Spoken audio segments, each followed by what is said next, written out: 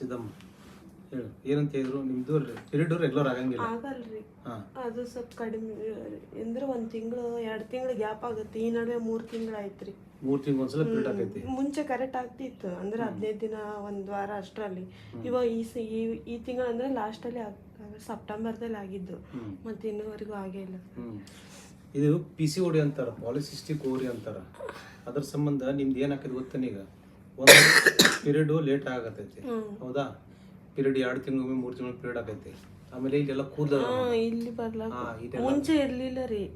ಇವಾಗ ನಾನೆಲ್ಲ ಅದೆಲ್ಲ ತೋರಿಸಿದ್ರಲ್ಲಿ ಈ ತರ ಇದಾಗಿದೆ. ಈಗ ಹೆಣ್ಮಕ್ಳಿಗೆ ಈ ತರ ಮೀಸೆ ತರ ಕೂದಲು ಬರೋದು, ಆಮೇಲೆ ಇಲ್ಲಿ ಕೂದಲು ಬರೋದು ಏನದಲ್ಲ, ಇದೆಲ್ಲಕ್ಕೂ ಪಾಲಿಸಿಸ್ಟಿಕ್ ಓವರಿ ಅಂತೇವೆ. ಪಾಲಿಸಿಸ್ಟಿಕ್ ಓವರಿ ಅಂದ್ರೆ ತತ್ತಿ ಜಾಸ್ತಿ ಇರ್ತಾವ. ಈ ಸ್ಕ್ಯಾನ್ನಾಗೂ ಅದ ಕಾಣ್ಬಿಡ್ತಾವ. ಎಲ್ಲರಿಗೂ ಒಂದು 5-10 ತತ್ತಿ ಇದ್ರೆ ನಿಮ್ಗೆ 20-30 ತತ್ತಿ ಇರ್ತಾವ. ಅದಕ್ಕೆ ಪಾಲಿಸಿಸ್ಟಿಕ್ ಓವರಿ ಅಂತಾರ ನೋಡಿ. ಅದಕ್ಕೆ ಹಿಂಗೆಲ್ಲ ಮೀಸಿ ಬಂದಂಗೆ ಕೂದಲು ಬಂದಾವು. ಇಲ್ಲಿ ಮುಂಚೆ ಇರ್ಲಿಲ್ರಿ ಇದೆಲ್ಲ, ಇವಾಗ ಇಷ್ಟ ಆಗಿರೋದು. ಅದಕ್ಕೆ ಇಲ್ಲಿ ಇರ್ತಾರೆ ಕರೆಕ್ಟ್. ಅದಕ್ಕೆ ನಿಮ್ದು ಹಿಂಗೆ ಬರ್ತಾವಲ್ಲ, ಇದ್ರ ಕಾರಣ ಪಾಲಿಸಿಸ್ಟಿಕ್ ಓವರಿ ಅಂತಾರೆ, PCOS ಅಂತಾರೆ. ನಿಮ್ಗೆ ತತ್ತಿ ರಿಲೀಸ್ ಆಗೋದು ಲೇಟ್ ಆಕೈತಿ, ಪೀರಿಯಡ್ ಬರೋದು ಲೇಟ್ ಆಕೈತಿ. ಅದ್ರ ಮಕ್ಳು ಆಗ್ಬಾರ್ದಂತಿಲ್ಲ, ಮಕ್ಳು ಆಗ್ತಾವ, ಟೆನ್ಷನ್ ಮಾಡ್ಕೋಬೇಡ್ರಿ. ಅಳು ಅವಶ್ಯಕತೆ ಇಲ್ಲ. ಅಳಕತ್ತಿದ್ದೆ ಯಾಕೆ ಸಿದ್ದಮ್ಮ, ಮಕ್ಳು ಆಗ್ತಾವ.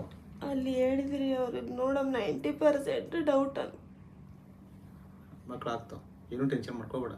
ಪಾಲಿಸಿಸ್ಟಿಕ್ ಓವರಿ ಇದ್ದವರಲ್ಲಿ ಮಕ್ಕಳಾಗೋದಂತೂ ಹಾಗೇ ಆಗ್ತಾವೆ. 20-30% ಭಾರತೀಯರಿಗೆ ಪಾಲಿಸಿಸ್ಟಿಕ್ ಓವರಿ ಇರ್ತೈತಿ, ಮಕ್ಳು ಆಗ್ತಾವೆ. ಇವತ್ತಿಲ್ಲ ನಾಳೆ ಆಗ್ತಾವೆ. ಅದಕ್ಕಂತ ನೀವು ಮನಸ್ಸಿಗೆ ಮಾಡ್ಕೊಂಡು ಅಳುವುದೆಲ್ಲ ಮಾಡಬಾರ್ದು.